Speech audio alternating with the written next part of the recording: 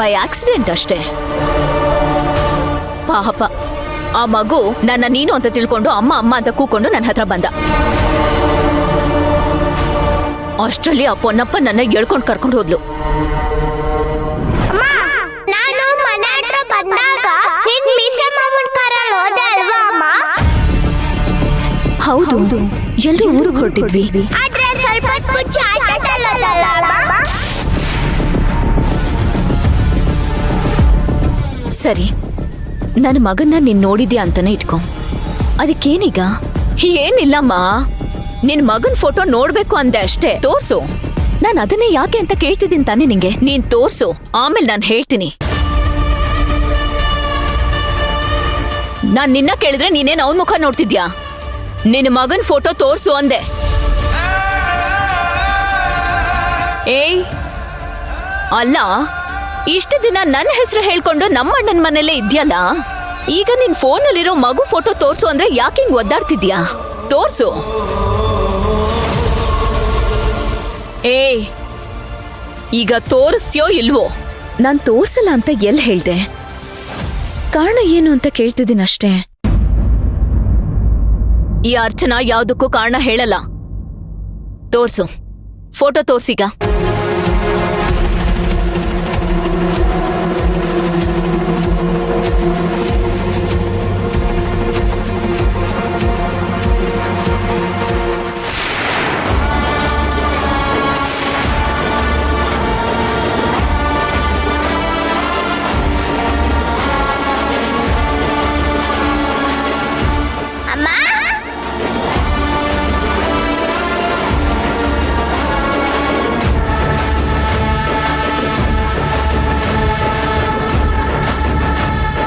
ಇವನೇ ನನ್ ಮಗ ರಾಘವ್.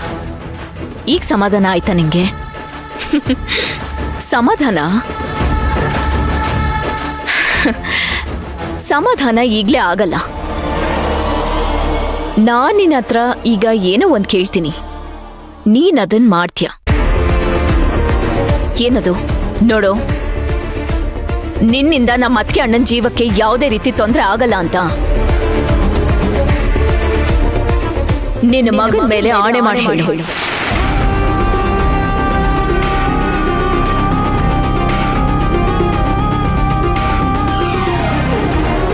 ಆಣೆ ಎಲ್ಲ ಯಾಕೆ ಈ ತರ ಎಲ್ಲ ಯೋಚನೆ ಮಾಡ್ತಿದ್ಯಾ ಅರ್ಚನಾ? ನಾನು ಆ ಥರದವಳಲ್ಲ. ನೋಡು ಅರ್ಚನಾ, ಅವರು ನಿನಗ್ ಮಾತ್ರ ಅಣ್ಣ ಅತ್ತಿಗೆ ಅಲ್ಲ, ನನಗೂ ಅಣ್ಣ ಅತ್ತಿಗೆನೆ.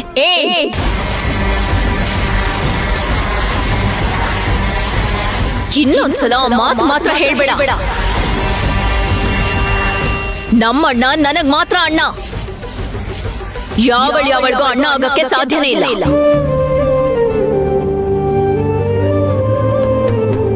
ಅರ್ಚನಾ, ಚಿನ್ನು ಸುಮ್ನಿರು. ನೋಡು, ನಾವಿಬ್ರು ಸುಮ್ನೆ ಇದೀವಲ್ಲ ಅಂತ ಬಾಯಿಗೆ ಬಂದಂಗೆಲ್ಲ ಮಾತಾಡ್ಬೇಡ ಪ್ಲೀಸ್. ಓಹೋ, ಯಾಕಮ್ಮ? ನಿನಗೇನು ಹೇಳಬಾರ್ದಾ?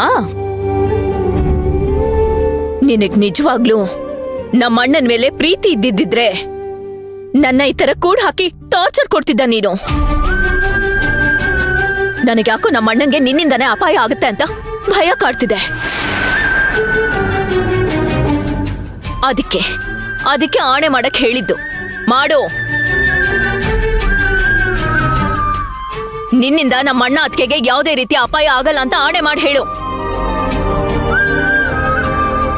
ಏಯ್, ಹೇಳೋ ನಿಮ್ ಮೇಡಮ್ಗೆ.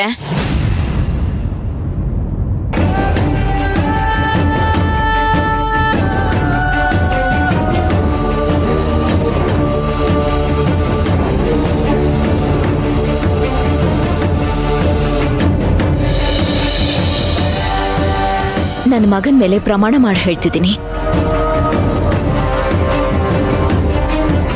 ಅಣ್ಣಂಗಾಗ್ಲಿ ಅತ್ತಿಗೆಗಾಗ್ಲಿ ನನ್ನಿಂದ ಯಾವುದೇ ರೀತಿ ತೊಂದರೆ ಆಗಲ್ಲ.